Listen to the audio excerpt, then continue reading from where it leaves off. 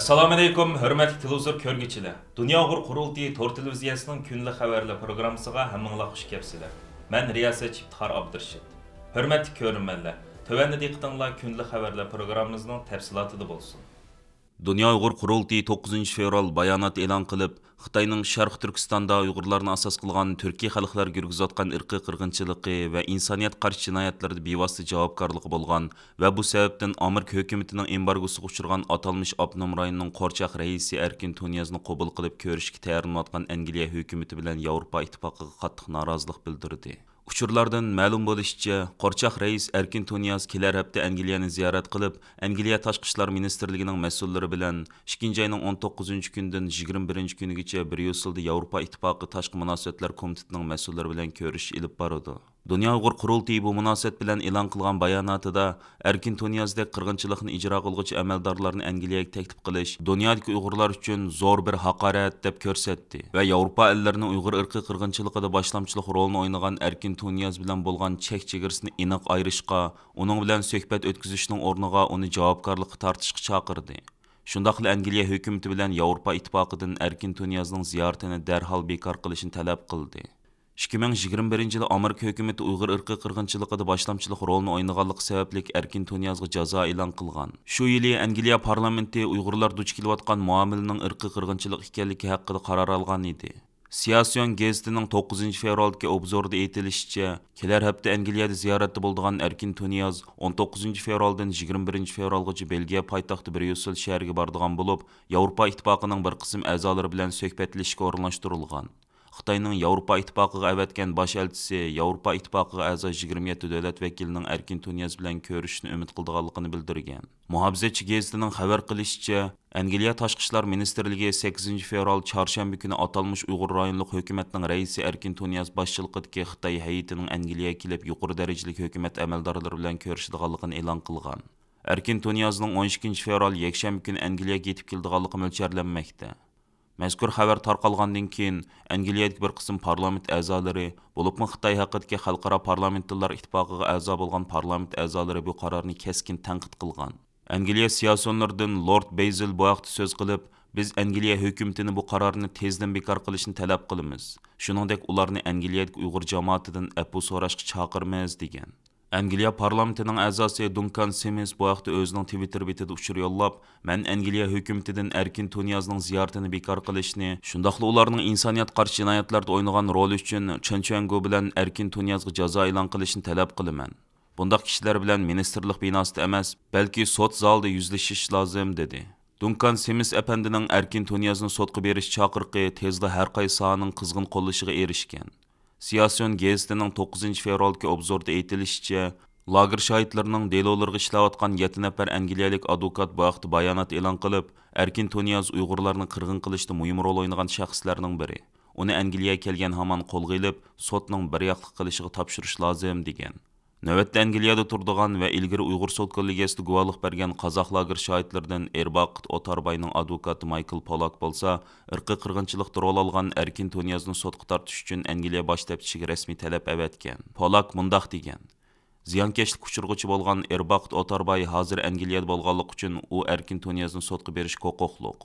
Albatta Erkin Tuniyazmi Angliyada adil sudlanish va ayblashni rad qilish huquqiga ega."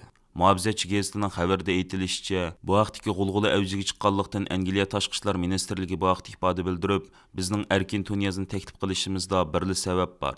Ya'ni biz Angliya hukumatining Uyg'urlar duch kelayotgan qabohatlik muomaladan seskinayotganligi hamda ular boshdan kechirayotgan bu qabohatlarni dunyoga oshkorlashdan to'xtab qolmaydiganligini bildirib qo'ymoqchimiz degan.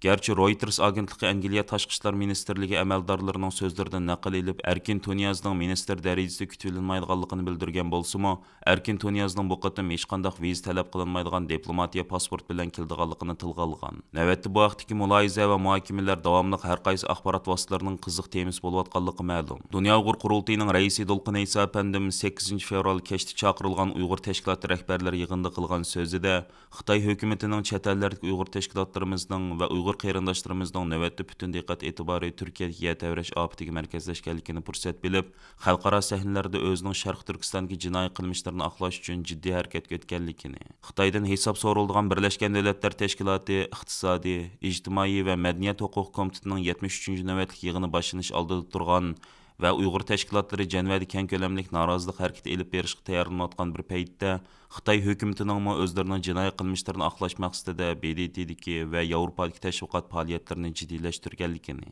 Xitoyning Janvada turishliq vakillar o'migining ba'zi davlatlarning Janvada turishliq vakillari bilan orqa-orqadan uchrashish va suhbatlar elib berayotganligini, Xitoyning atalmış abnumraylik hukumatning raisi Erkin Tunyaz boshchiligidagi bir hay'atni Yevropaga elib kelib, Angliya, Belgiya, Fransiya qatorliq ba'zi davlatlarda Dunyo Uyg'ur qurultiyi boshchiligidagi Uyg'ur tashkilotlarga qarshi tashviqot hujum boshlashga tayyorlanayotganligini, sho'ng Yevropadagi Uyg'ur tashkilotlarimizning va Uyg'ur qarindoshlarimizning bu jihatda alohida sagak bo'lishi lozimligini alohida eskartib o'tgan edi. Birleşken Devletler Teşkilatı İqtisadi, İctimai ve Medeniyet Hukuk Komiteti tarafidan Xitoydan hesap so'raldigan 15 fevral kuni Dunyo Uyg'ur qurultiyi bilan Yevropadagi Uyg'ur tashkilotlarining uyushtirishida Janvada o'tkaziladigan birlashma namoyishning tayyorlik xizmatlari oxirgi bosqichga kirdi. Janva vaqti tushdan burun soat 9:30 dan 13 ga qadar davom qiladigan namoyishning umumiy ahvoli Dunyo Uyg'ur qurultiyi tor televiziyasi tarafidan naq maydondan tarqatiladi. Namoyish o'tkazilayotgan paytda Birleşken Devletler Teşkilatı İqtisadi, İctimai ve Medeniyet Hukuk Komitetining 18 kishidan tarkib topgan mutaxassislar hay'ati Xitoy vakillari o'migidan Xitoy tarafga imzo qo'ygan BDT iqtisodi, ijtimoiy va madaniyat huquqlarini qo'g'dash xalqaro ahdnomasining moddalari bo'yicha umumyuzlik hisob so'raydi va hisob so'rashda Sharq Turkiston va Uyg'urlar masalasi asosli tema qilindi. Yig'inga Dunyo Uyg'ur qurultiyining raisi Dolqin Aysa boshchiligidagi qurultay hay'ati va Xitoyning Sharq Turkistondagi jinoiy qilmishlari haqida Birleşken Devletler Teşkilatı İqtisadi, İctimai ve Madaniyat Hukuk Komitetiga baholash doklad sungan xalqaro kishilik huquq tashkilotlarining vakillari qatnashib, o'zlarining fikrlarini bayon qildi. Xitoydan hisob so'rash yig'inining Uyg'urchaga tarjima qilingan amaliy ahvolimi qurultay tor televiziyasi tarafidan bevosita ulab tarqatildi. BDT iqtisodi, ijtimoiy va madaniyat huquqini qo'g'dash xalqaro ahdnomasi jami 31 moddadan tarkib topgan bo'lib, bu moddalar millatlarning o'z taqdirini o'z belgilash huquqi, fuqarolarning emgak huquqi, insonlarni odil va uyg'un shaklda ishlatishning shartlari, ishchilar uyushmalarining huquqi, insonlarning ijtimoiy omonlik haqqi, oilalarning, ona bolalarning va yoshlarning qo'g'dilishi, insonlarning normal yashash saviyasi kapolatli qilish, insonlarning davolanish va ma'rif va madaniy haqqining qo'g'dilish qatorliq noit kam mazmunlarni o'z ichiga olgan bo'lib, o'tgan oyda Dunyo Uyg'ur qurultiyi va 20 dan ortiq kishilik huquq tashkiloti Birlashgan Davlatlar Tashkiloti iqtisodi, ijtimoiy va madaniyat huquq komitetiga Xitoyning Sharq Turkistonda yurgizayotgan irqiy qirg'inchiligi va insoniyat qarshi jinoyatlari haqida ayrim holda doklad sungan va bu dokladlar BDT tor betida e'lon qilingan edi. Qurultay markaziy ishxonasidan egallashimizcha 15 fevral Birleşken Devletler Teşkilatı İqtisadi, İctimai ve Madaniyat Hukuk Komiteti joylashgan Janvadagi Palais Wilson saroyining oldida o'tkazilgan birlashma namoyishga Yevropada yashayotgan qarindoshlarimizdan boshqa yana Qozog'iston, Amerika, Türkiye qatorliq davlatlardagi ba'zi qarindoshlarimiz kelib qatnashadi. Navbatda qurultay markaziy ishxonasi bilan Yevropadagi Uyg'ur tashkilotlari namoyishlarni tizimlash, namoyishga zarur kerakli bo'lgan aslarlarni tayyorlash, namoyishchilarni Janvaga ilib boradigan avtobuslarni kiralash qatorliq tayyorlik xizmatlarini jiddiy ilib bormoqda. Uningdan boshqa yana Birleşken Devletler Teşkilatı İqtisadi, İctimai ve Madaniyat Hukuk Komitetining 73 navbatlik yig'ini chaqirildigan 14 fevraldan 16 fevralgacha Dunyo Uyg'ur qurultiyi tarafidan Janvadagi BDT binosi oldida jonsoq hujjatlarida oshkorlangan ichinishli ko'rinishlar asos qilingan va Xitoyning Sharq Turkistondagi irqiy qirg'inchiligi va jinoiy qilmishlari namoyon qilingan cho'ng tipdagi rasm ko'rgazmasi o'tkaziladi. Dunyo Uyg'ur qurultiyining raisi Dolqin Aysa efendimning tashabbusi bilan 8 fevral kechda chaqirilgan tashkilot rahbarlari yig'inida har qaysi ellarda faoliyat ilib berayotgan Uyg'ur tashkilotlari rahbarlarining birdek ma'qulligi bilan Turkiyaga yer tavrash ofatiga yordam berish markazi qurib chiqildi va qurultay boshchiligidagi tashkilotlarimiz yordam markaziga dastlabki qadamda taxminan 50 ming Amerika dollari iyon qildi. Yordam markazi iyon to'plash harakatini har qaysi ellardagi Sharq Turkistonlik qarindoshlarimiz orasida keng doirada davom qildirdi. Tashkilot rahbarlarining nomzod ko'rsatishi bilan Turkiyadagi Dunyo Uyg'ur qurultiyi vaqfisining raisi Abdurashid Abdulhamid efendim Turkiyadagi yer tavrash ofatiga yordam berish markazining mas'ulligiga, Germaniyadan Turg'unjon Alovdin, Abdujil Ahmad, Turkiyadan professor Erkin Ahmad, Dilshod Barishchi, Kanadadan Shavkat Imom, Qirg'izistondan Zumrat Roziyeva, Avstraliyadan Jurat Abdukerim, Qozog'istondan Tursunjon, Norvegiyadan Xalcham Mehmet, Fransiyadan doktor Mamtamin Abbas, Amerikadan Ömer Qanat qatorliqlar yordam markazining a'zoligiga tayinlandi. Yordam markazining a'zolarining soni ehtiyojiga qarab yana ko'paytirildi. Yordam markazi har qaysi ellarda elib berilayotgan iyon to'plash faoliyatlariga nazoratchilik va haydakchilik qilish, to'plangan iqtisodni ofat rayonlariga yetkazib berish xizmatlariga mas'ul bo'ladi. Yordam markazi har qaysi ellarda elib berilayotgan iyon to'plash faoliyatlariga nazoratchilik va haydakchilik qilish, to'plangan iqtisodni ofat rayonlariga yetkazib berish xizmatlariga mas'ul bo'ladi. Yordam qilishni orzu qilgan qarindoshlarimiz yordam markazi bilan yoki o'zlari turishli davlatlardagi Uyg'ur tashkilotlari bilan bevosita aloqa qilsa bo'ladi. Türkiye'deki yer tevreş afetiga yordam berish markazining raisi Abdurashid Abdulhamid apandim bilan tövendeki nomer orqali bevosita aloqa qila olasiz.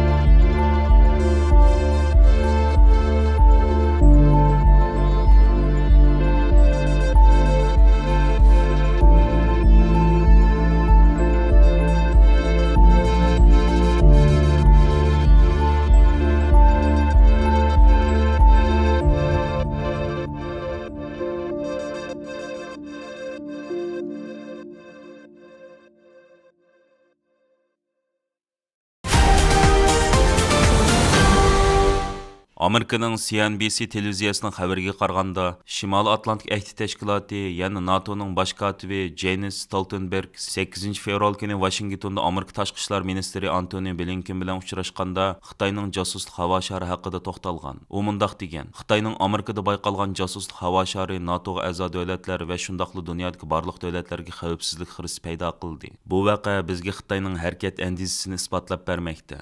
Biz Xitoyning o'xshamagan tipdagi kuzatish va istixborot texnikalariga ko'plab mablag' selayotganligini ko'ryapmiz. U yana mundaq degan: Biz Xitoy istixborotining doimli xavfidan ogoh bo'lishimiz kerak. Shundaqla o'zimizni qo'g'dash va tegishli inkas qaytarish uchun harakatlarimizni kuchaytirishimiz kerak. Stoltenberg so'zida Xitoyning harbiy va yadro iqtidorini nihoyat yoshirin holda kuchaytirayotganligini eskartib, mundaq degan: Xitoy Janubiy dengizni kontrol qilishga urinayotdi. Tayvanga tahdid selyapti. NATOga a'zo davlatlarni o'z ichiga olgan halqiliq ulashlarni kontrol qilishga urinayotdi. Öz fuqarolarini bostirib, kishilik huquqini dafsanda qilyotdi hamda Moskva bilan bo'lgan strategiyalik sheriklik munosabatini cho'nqurlashtiryotdi. Stoltenberg yana NATOga a'zo davlatlarning hozir Xitoy haqidagi andishlarining kuchayotganligini ta'kidlab, mana bu bizning bugungi suhbatimizning asosli muzokara temasi degan. Amerika 4 fevral kuni Xitoyga tava josuslik havo sharini muvaffaqiyatli holda etib tushirgan edi. Amerika tashqi ishlar ministri Blinken Amerika istixborot o'rinlarining bu havo sharini tekshirayotganligini va oldimizgi kunlarda Amerikaning ittifoqdosh davlatlari ham bu josuslik harakatining tahdidga uchragan davlatlarni yanada tafsiliy uchurlar bilan ta'minlaydiganligini bildirgan. Aziz ko'rmanlar, yuqorida diqqatingizga kunlik xabarlar programmamizning tafsilotini sundik. Kelar qatimliq sonimizgacha ko'rishgacha omon bo'lgaysizlar.